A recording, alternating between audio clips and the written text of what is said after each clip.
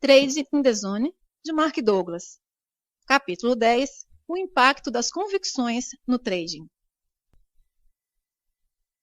Se o ambiente externo se pode expressar numa combinação infinita de formas, então não há de fato limites para a diversidade de convicções que podemos adquirir. Esta é uma forma sofisticada de dizer que há muito lá fora que aprender. Mas olhando para a natureza da humanidade de um modo global, diria que não vivemos as nossas vidas totalmente em consonância com esta afirmação. Se for verdade que é possível acreditarmos em quase tudo, então por que discutimos e lutamos uns com os outros?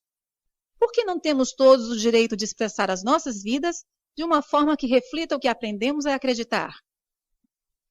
Tem de haver algo por trás das nossas tentativas implacáveis e permanentes de convencermos os outros da validade das nossas convicções e de negar a validade das deles. Consideremos que todos os conflitos, desde o mais significante ao mais importante, seja entre pessoas, culturas, sociedades ou nações, é sempre o resultado de convicções em conflito. Que características das nossas convicções nos tornam intolerantes perante convicções discordantes? Em alguns casos, somos tão intolerantes que temos vontade de nos matarmos uns aos outros para explicar a nossa ideia. A minha teoria pessoal é que as convicções não são só energia estruturada, mas também energia consciente, pelo menos com algum grau de consciência. De outro modo, como podemos justificar a nossa capacidade para reconhecer no exterior aquilo que já temos inscrito na nossa mente? Como é que saberíamos se as nossas expectativas estão a ser satisfeitas? Como é que saberíamos quando não estão? Como é que saberíamos que estamos a ser confrontados com informações ou circunstâncias que contrariam aquilo em que acreditamos? A única explicação é que cada convicção individual tem de ter algum grau de consciência que a faça funcionar da forma como funciona. A ideia de a energia ter algum grau de consciência pode ser difícil de aceitar. Mas há várias observações que podemos fazer sobre as nossas naturezas individuais e coletivas que suportam esta possibilidade. Primeiro, todas as pessoas querem que se acredite nelas. Não importa qual a convicção. A experiência de acreditar em nós sabe bem. Penso que estas sensações positivas são universais, significando que se aplicam a todos. Inversamente, ninguém gosta que não acreditem em si. Não é uma boa sensação. Se eu dissesse, não acredito em você, a sensação que se iria repercutir no seu corpo e mente é negativa e também universal. Similarmente, ninguém gosta de ver as nossas convicções desafiadas. O desafio é sentido como um ataque. Toda a gente, independentemente da sua convicção, parece reagir do mesmo modo. A reação típica é argumentar, defendermos-nos as nossas convicções e, consoante a situação, contra-atacar. Quando nos exprimimos, gostamos que nos escutem. Se sentimos que a nossa audiência não está a prestar atenção, como é que nos sentimos? Não nos sentimos bem. Novamente, penso que esta reação é universal. Inversamente, porque é tão difícil ser-se um bom ouvinte. Porque para se ser um bom ouvinte, temos na realidade que ouvir, sem pensar como nos vamos exprimir no momento em que podemos interromper a pessoa que está a falar. Que força incontrolável está por detrás da nossa incapacidade para ouvir sem interromper. Nós não gostamos de estar na companhia de pessoas com convicções semelhantes às nossas porque nos sentimos confortáveis e seguros? Não evitamos nós, pessoas com convicções diferentes ou conflituosas com as nossas, porque nos sentimos desconfortáveis? A essência desta implicação é que no momento em que adquirimos uma convicção, ela parece assumir vida própria, fazendo-nos reconhecer e ser atraídos pela sua semelhança e repelidos por qualquer coisa que lhe seja oposta ou contrária. Considerando o vasto número de convicções divergentes que existem, se estas sensações de atração ou conforto e repulsa ou ameaça forem universais, então cada convicção tem, de alguma forma, de estar consciente da sua existência, e esta energia estruturada e consciente tende a se comportar sob formas características que não são comuns a todos nós. As principais características de uma convicção. Há 3 características básicas que precisamos compreender para interiorizar efetivamente as 5 verdades fundamentais sobre o trading a um nível funcional no nosso ambiente mental. 1. As convicções adquirem vida própria e, por conseguinte, oferecem resistência a qualquer força que altere a sua forma presente. 2. Todas as convicções ativas exigem forma de se manifestarem. 3. As convicções estão sempre presentes e ativas, quer estejamos conscientes ou não da sua existência no nosso ambiente mental. 1. As convicções resistem a qualquer força que tente alterar a sua forma atual. Podemos não compreender a dinâmica subjacente ao modo como as convicções mantêm a sua integridade estrutural, mas podemos observar que o fazem face a uma pressão ou força extrema. Ao longo da história da humanidade, há muitos exemplos de pessoas cuja convicção relativamente a algum assunto ou causa foi tão poderosa que preferiram sofrer insultos, tortura e morte do que contrariar as suas convicções.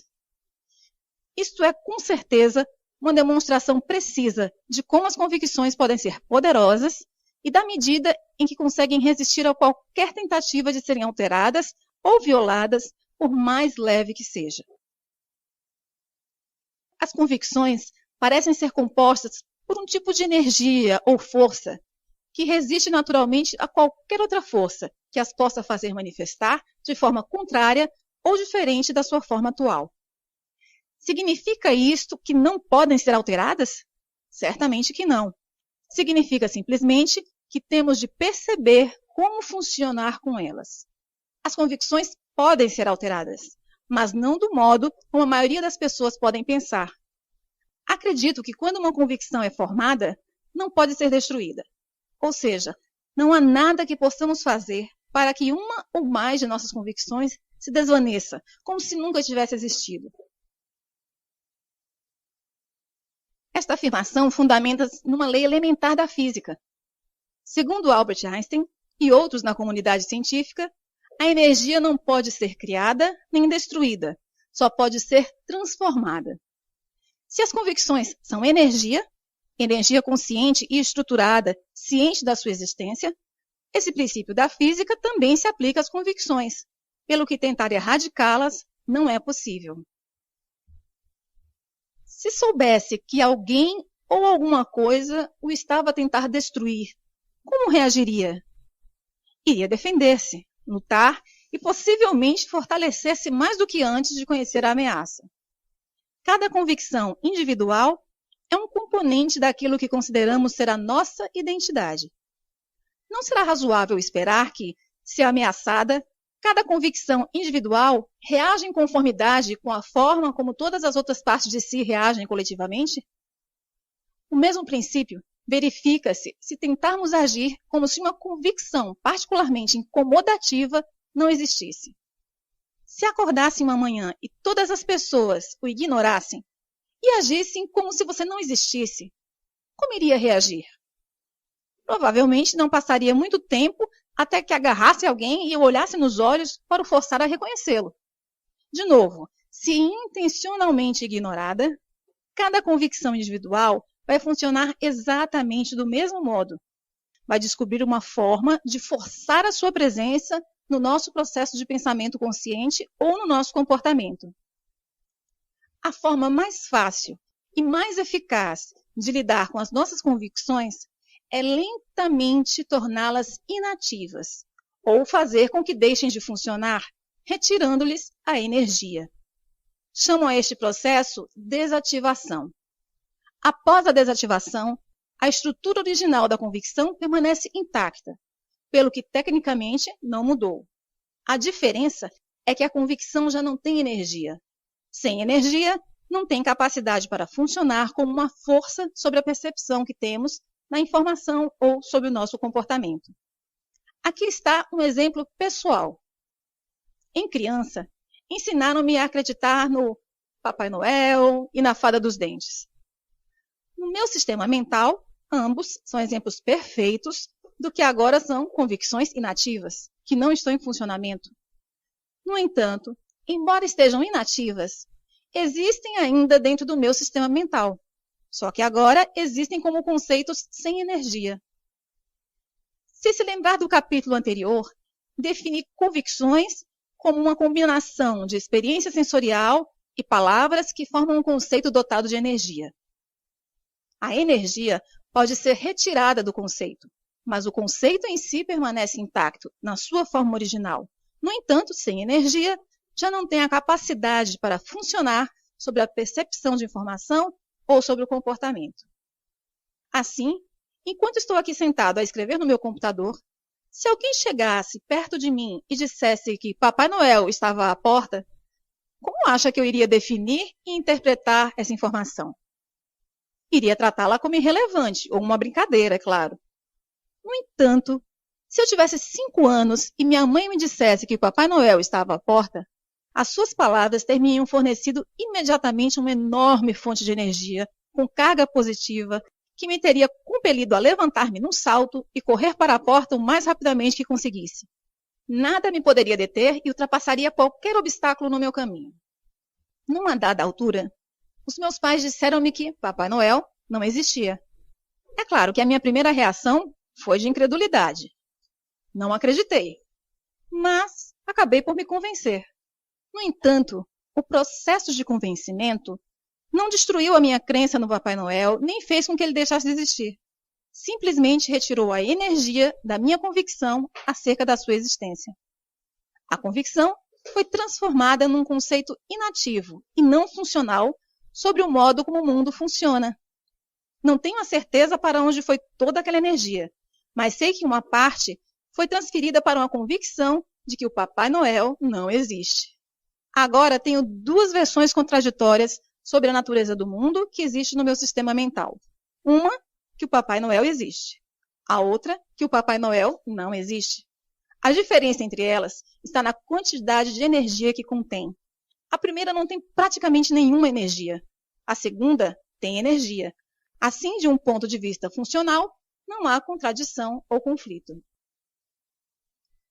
Se é possível tornar uma convicção inativa, então é possível desativar todas as convicções, não obstante a sua resistência a qualquer força que tente alterar a sua forma presente.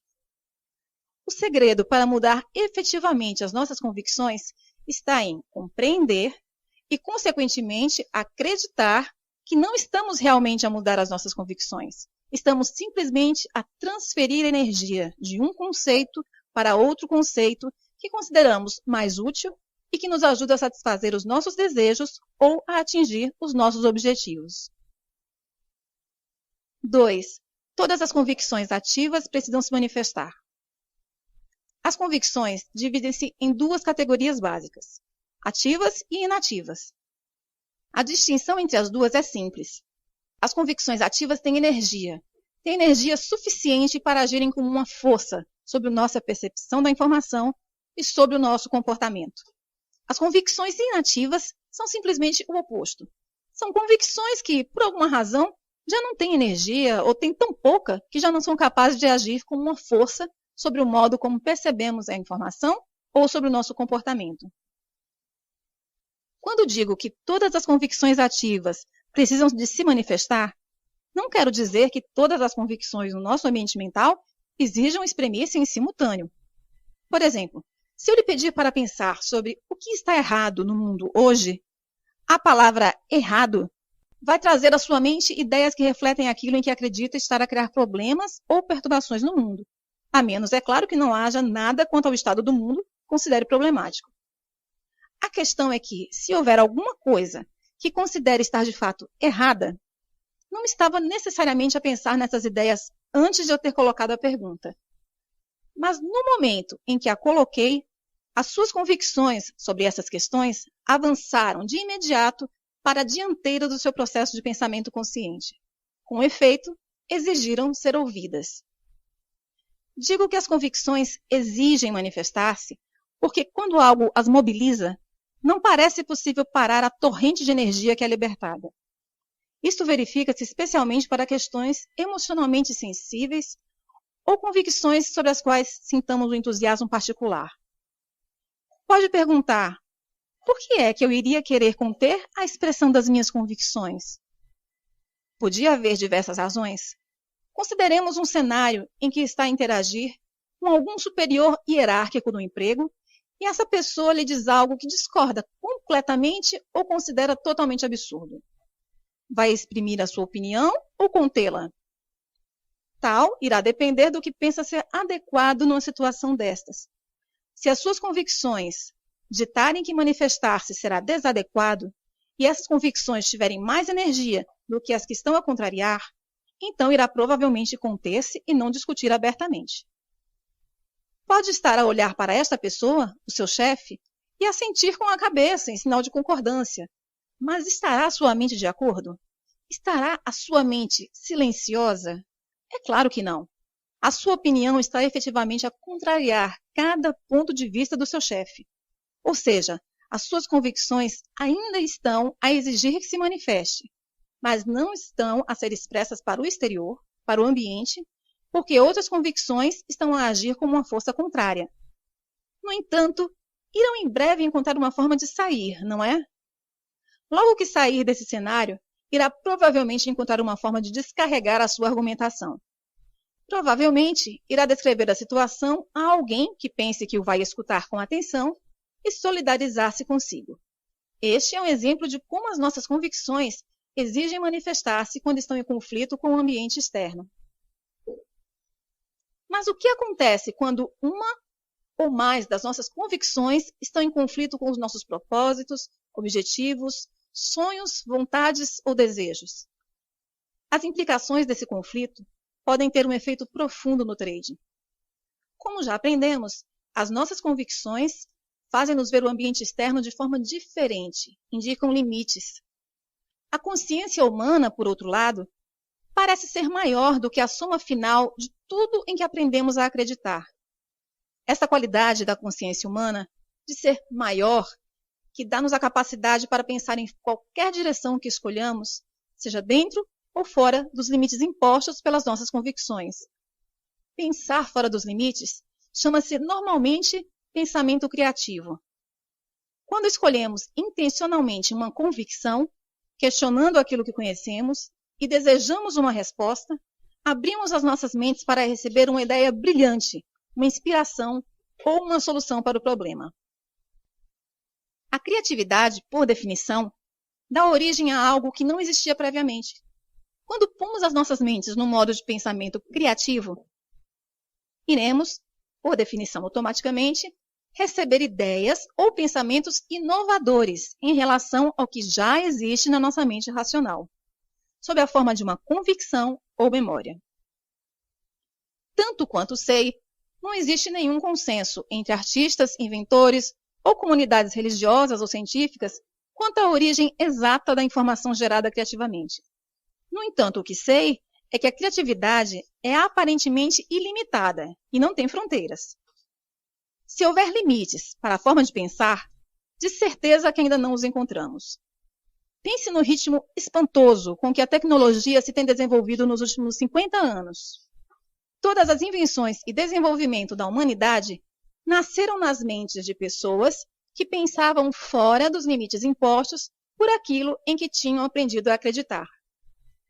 Se todos nós temos a capacidade inata de pensar criativamente, e acredito que temos, então também temos a capacidade para escutar aquilo a que chamo uma experiência criativa.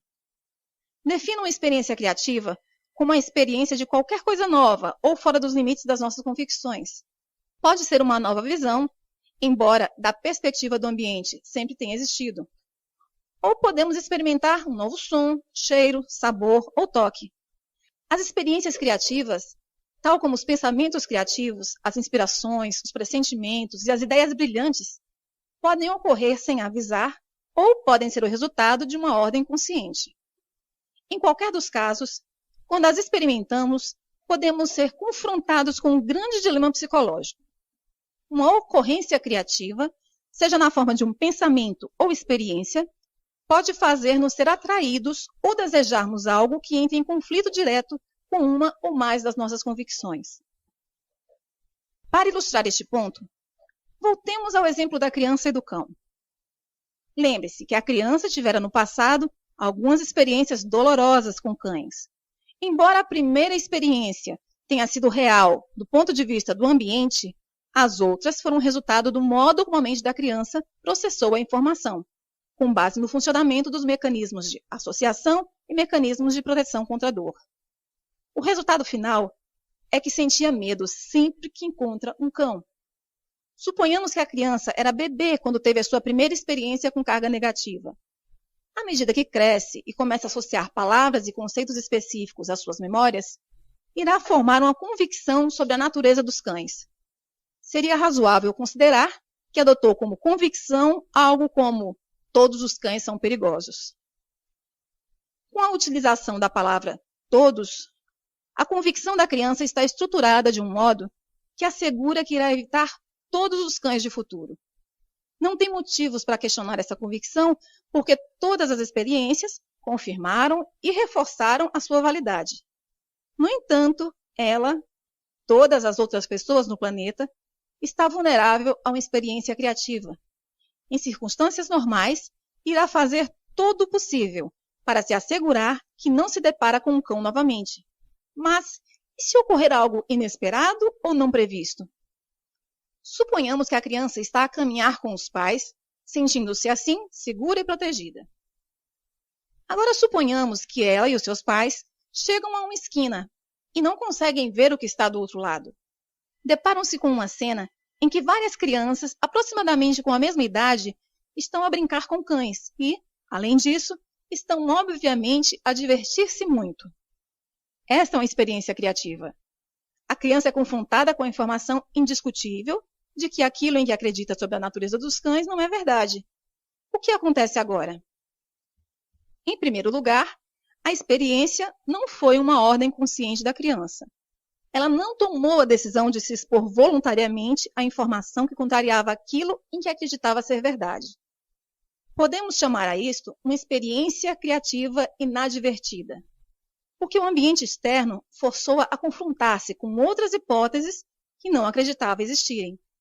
Em segundo lugar, a experiência de ver outras crianças a brincar com cães e a não se magoarem irá lançar na sua mente um estado de confusão.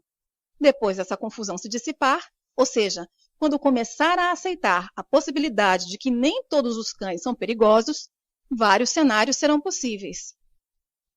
Ver outras crianças da sua idade, com quem se pode identificar claramente, a divertir-se brincando com cães, pode fazer a criança decidir que quer ser como as outras crianças e divertir-se com cães também. Se for esse o caso, este encontro criativo inadvertido fez com que passasse a desejar exprimir-se de um modo que anteriormente não acreditava ser possível, interagindo com cães. De fato, antes a ideia parecia tão absurda que nem sequer lhe tinha ocorrido considerá-la. Agora, não só a considera absurda, como a deseja. Conseguirá, então, exprimir-se de um modo coerente com o seu desejo? A resposta a essa pergunta é uma questão de dinâmica de energia. Há duas forças dentro da criança que estão em conflito direto, lutando para se exprimirem. A convicção de que todos os cães são perigosos e o desejo de se divertir com um cão como as outras crianças. Aquilo que irá fazer na próxima vez que encontrar um cão será determinado por aquilo que tiver mais energia nesse momento, a sua convicção ou o seu desejo. Dada a intensidade da energia da sua convicção de que todos os cães são perigosos, podemos considerar razoavelmente que a sua convicção terá muito mais energia do que o seu desejo. Se assim for, irá considerar o seu próximo encontro com o cão uma experiência frustrante. Mesmo que queira tocar ou afagar o cão, irá achar que não pode interagir com o cão. A palavra todos, na sua convicção, irá funcionar como uma força paralisante, impedindo-a de satisfazer o seu desejo. Pode ter consciência de o cão não ser perigoso, pelo que não a irá magoar, mas só conseguirá afagá-lo quando a balança de energia pender a favor do seu desejo. Se a criança quiser genuinamente interagir com cães, terá de ultrapassar o seu medo. Isso significa que terá de desativar a sua convicção de que todos os cães são perigosos, para que possa fortalecer devidamente uma convicção sobre cães mais harmoniosa com o seu desejo. Sabemos que os cães se podem exprimir numa ampla variedade de formas, desde brincalhões e simpáticos a outros desagradáveis. No entanto, uma percentagem muito reduzida de cães pertence à categoria dos perigosos. Uma boa convicção para a criança adotar seria algo como: a maioria dos cães são brincalhões, mas alguns podem ser maus e perigosos. Esta convicção iria permitir-lhe aprender a reconhecer características e padrões de comportamento que lhe diga com que cães pode brincar e quais deve evitar. No entanto, o problema maior é: como é que a criança pode desativar o todos da sua convicção de que todos os cães são perigosos para que possa ultrapassar o seu medo? Lembre-se que todas as convicções resistem naturalmente a qualquer força que pretenda alterar a sua forma presente.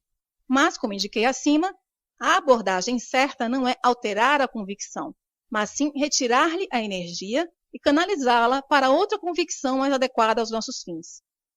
Para desativar a ideia que a palavra todos representa, a criança terá de criar uma experiência com carga positiva com um cão.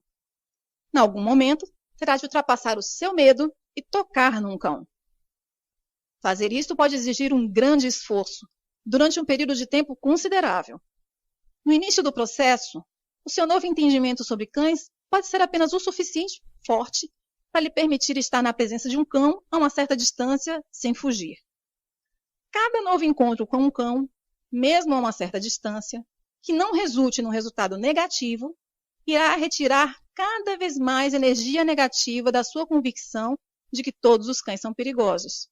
No final, cada nova experiência positiva irá permitir-lhe preencher a distância entre ela própria e o cão, pouco a pouco, ao ponto de finalmente conseguir mesmo tocar num cão. Do ponto de vista da dinâmica da energia, conseguirá tocar num cão quando seu desejo para o fazer for um pouco mais forte do que a sua convicção de que todos os cães são perigosos. No momento em que toca efetivamente um cão, está a retirar a maior parte da energia negativa que resta no conceito de todos e a transferi-la para a convicção que reflete a sua nova experiência. Embora não seja muito comum, há pessoas que, por várias razões, estão suficientemente motivadas para realizarem sozinhas o processo acima descrito. No entanto, podem não estar conscientes da dinâmica envolvida. As pessoas que conseguem superar um medo de infância dessa magnitude normalmente fazem-no casualmente, ao longo de anos, sem ter a certeza exatamente como fizeram, a menos que procurem e obtenham ajuda profissional competente.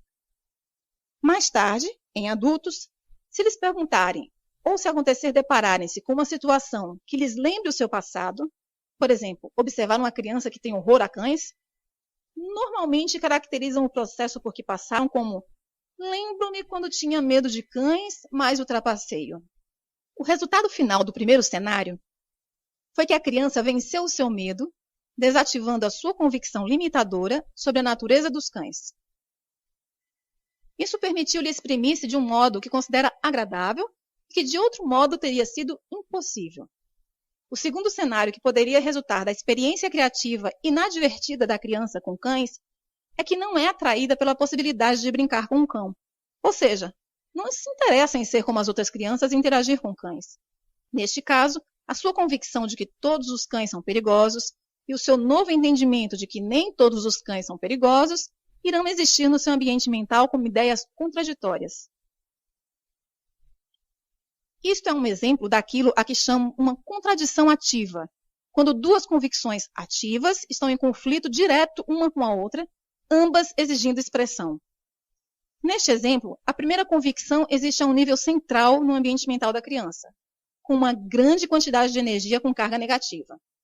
A segunda convicção está a um nível mais superficial e tem muito pouca energia com carga positiva. A dinâmica dessa situação é interessante e extremamente importante. afirmamos que as convicções controlam a percepção que temos da informação.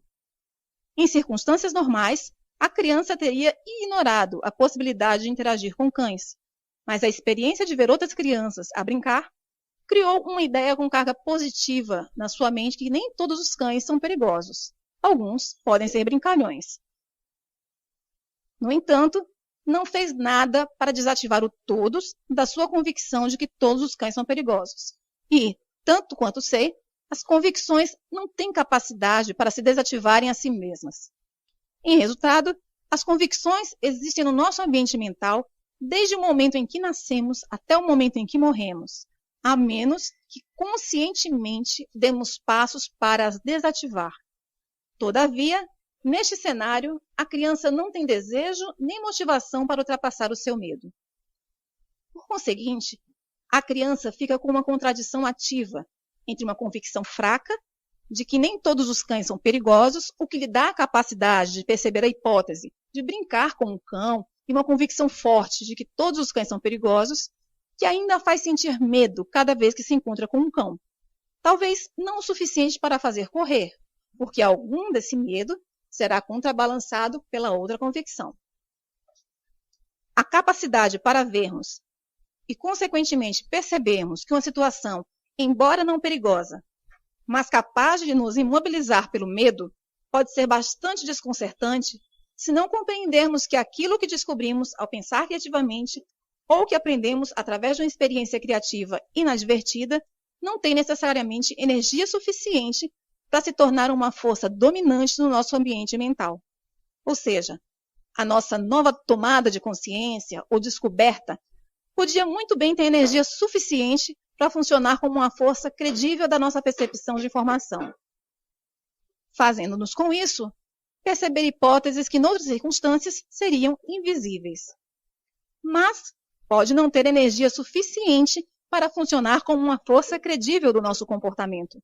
Ao fazer esta afirmação, estou a pensar com base no pressuposto de que é precisa mais energia para agirmos ou para nos exprimirmos do que a quantidade de energia que é preciso para observar algo. Por outro lado, uma nova tomada de consciência ou novas descobertas tornam-se imediata e facilmente forças dominantes, se não houver nada dentro de nós que esteja em conflito com elas. Mas se existirem convicções em conflito e não quisermos desativar as forças conflituosas, despendendo algum esforço, especialmente se tiverem uma carga negativa, então agir sobre o que descobrimos será uma luta em glória. O que acabei de descrever é o dilema psicológico que praticamente todos os traders têm de resolver. Suponhamos que compreende bem a natureza das probabilidades e, em resultado disso, sabe que o próximo trade é mais outro numa série de trades que tem um resultado incerto. Todavia, ainda tem receio de realizar aquele próximo trade ou ainda está vulnerável aos erros de trading causados pelo medo que discutimos nos capítulos anteriores.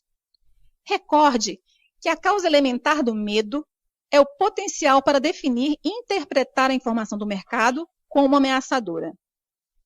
Qual é a origem da possibilidade de interpretar a informação do mercado como ameaçadora? As expectativas. Quando o mercado gera informação que não corresponde àquilo que esperamos, os altos e baixos parecem assumir uma qualidade ameaçadora, passam a ter uma carga negativa. Em consequência, sentimos medo, estresse e ansiedade. Qual é a origem subjacente às nossas expectativas? As nossas convicções. Tendo em conta o que agora compreende acerca da natureza das convicções, se ainda experimentar estados de espíritos negativos quando faz trading, pode considerar que existe um conflito entre o que sabe acerca dos resultados prováveis e outras convicções no seu ambiente mental em luta, exigindo expressão por alguma outra coisa. Lembre-se que todas as convicções ativas exigem expressão, mesmo que não o queiramos. Para pensar em probabilidades, tem de acreditar que cada momento no mercado é único, ou mais especificamente que cada posição aberta tem um resultado único. Quando acreditamos a um nível funcional que cada posição tem um resultado único, significando que é uma convicção dominante sem quaisquer outras convicções a lutarem por algo diferente, iremos experimentar um estado mental livre de medo, estresse e ansiedade quando fazemos trading. Não pode mesmo ser de outra forma. Um resultado único não é algo que já tenhamos experimentado, pelo que não é algo que possamos já reconhecer. Se fosse conhecido, não podia ser definido como único. Quando acreditamos que não sabemos o que vai acontecer a seguir, o que esperamos exatamente do mercado? Se disse, não sei, está totalmente certo. Se acreditarmos que algo vai acontecer e que não precisamos de saber exatamente o que para ganharmos dinheiro, então onde está o potencial para definir e interpretar a informação do mercado como causadora de dor emocional? Se disse, não há nenhum, acertou novamente. Aqui está mais um exemplo de como as convicções exigem expressão. Olhemos para uma situação em que o primeiro encontro de uma criança com um cão foi uma experiência muito positiva. Em resultado, ela não tem problema absolutamente nenhum em interagir com cães, qualquer cão, por sinal, porque não encontrou nenhum que fosse hostil. Por conseguinte, não tem nenhuma noção, uma convicção dotada de energia de que é possível um cão fazer mal ou infligir dor. Quando aprender a associar palavras às suas memórias, a criança irá provavelmente adquirir uma convicção semelhante a todos os cães são amigos e divertidos. Por conseguinte, cada vez que um cão entrar no seu campo de consciência, esta convicção irá manifestar-se. Do ponto de vista de quem teve uma experiência negativa com um cão, irá parecer que a criança teve uma atitude imprudente. Se tentássemos convencer a criança de que algum dia será mordida se não tiver cuidado, esta convicção irá fazer com que dê pouca importância ou ignore completamente o aviso. A sua reação seria algo como: impossível, isso não é possível. Suponhamos que, em algum momento da sua vida, ela se aproxima de um cão desconhecido. O cão rosna. O aviso é ignorado e o cão ataca. Para o seu sistema de convicções, a criança acabou de ter uma experiência criativa. Que efeito terá essa experiência na sua convicção de que todos os cães são amigos? Terá agora medo de todos os cães, como a criança do primeiro exemplo? Infelizmente, as respostas a essas questões não são fáceis, porque pode haver outras convicções, também a exigirem expressão, que não tem nada a ver com cães, mas que entram em jogo numa situação dessas. Por exemplo, e se a criança tiver uma convicção altamente desenvolvida quanto à traição? Se acreditar que foi traída por algumas pessoas muito importantes que fizeram com que experimentasse uma dor emocional intensa. Se associar o ataque deste cão particular a uma traição dos cães no geral, no fundo, uma traição da sua convicção contra cães, então podia facilmente ter medo de cães. Toda a energia positiva contida na sua convicção original podia ser transformada de imediato numa energia com carga negativa. A criança podia justificar esta mudança com uma conclusão lógica, de que se um cão me pode trair, todos os cães podem. No entanto, penso que esta é uma ocorrência extrema e muito improvável. O que é mais provável é que a palavra todos, na sua convicção original, seja imediatamente desativada, e que aquela energia seja transferida para uma nova convicção que reflita mais fielmente a verdadeira natureza dos cães. Esta nova experiência originou uma transferência de energia que a forçou a aprender algo sobre a natureza dos cães, que, em outras circunstâncias, consideraria impossível. A sua convicção na afabilidade dos cães permanece intacta. Irá ainda brincar com cães, mas irá agora ter algum cuidado, procurando conscientemente sinais de afabilidade ou de hostilidade. Penso que uma verdade fundamental sobre a natureza da nossa existência é que cada momento no mercado, bem como na vida de todos os dias, tem elementos que conhecemos, similaridades, e elementos do que não conhecemos, ou não podemos conhecer porque ainda não os experimentamos. Até treinarmos ativamente as nossas mentes para esperar um resultado único, iremos continuar a experimentar somente aquilo que conhecemos. Todo o resto, outras informações e possibilidades que não estejam em consonância com o que conhecemos e esperamos, irá passar-nos ao lado, desapercebido, distorcido, completamente negado ou contrariado. Quando acreditarmos verdadeiramente que não precisamos de saber, estaremos a pensar em probabilidades, do ponto de vista do mercado, e não teremos qualquer razão para bloquear, dar pouca importância, distorcer, negar ou contrariar qualquer sinal que o mercado esteja a dar sobre o seu potencial para se movimentar numa determinada direção em particular.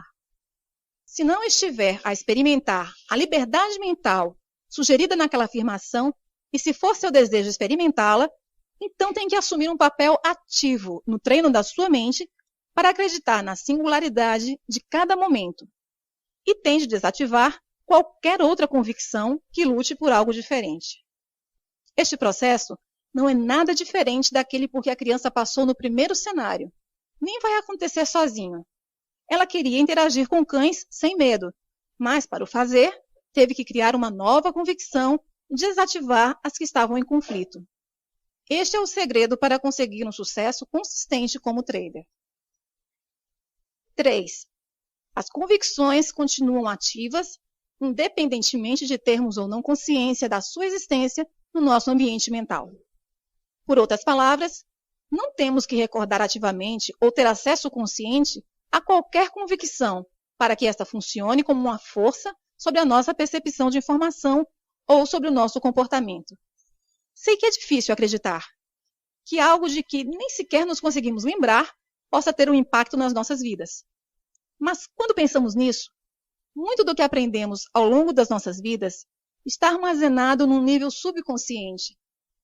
Se lhe pedisse para recordar cada aptidão específica que teve de aprender para poder conduzir um carro com confiança, é provável que não se lembre de tudo em que teve de se concentrar e focar enquanto estava no processo de aprendizagem. A primeira vez que tive a oportunidade de ensinar um adolescente a conduzir, estava absolutamente fascinado com o quanto era preciso aprender e que eu dava como natural, e sobre o qual não pensava a um nível consciente. Possivelmente, o melhor exemplo que ilustra essa característica é as pessoas que conduzem sob influência do álcool. Numa noite, há milhares de pessoas que beberam tanto que não têm consciência de como levar um carro do ponto A para o ponto B. É difícil imaginar como isto é possível, a menos que aceite que as aptidões para conduzir e a convicção de uma pessoa na sua capacidade para conduzir operam automaticamente, a um nível muito mais profundo do que a consciência detecta. Certamente, alguma percentagem destes condutores alcoolizados tem acidentes, mas quando comparamos a taxa de acidentes com o número de pessoas a conduzir sob a influência do álcool, é notável que não haja muito mais acidentes. De fato, é muito mais provável que um condutor alcoolizado cause um acidente quando adormece ou quando alguma situação exige uma decisão consciente e uma reação rápida. Por outras palavras, as condições necessárias para uma boa condução são tais que não basta funcionar com as aptidões subconscientes. Autoavaliação e trading. O modo como essa característica se aplica ao trading é bastante profundo.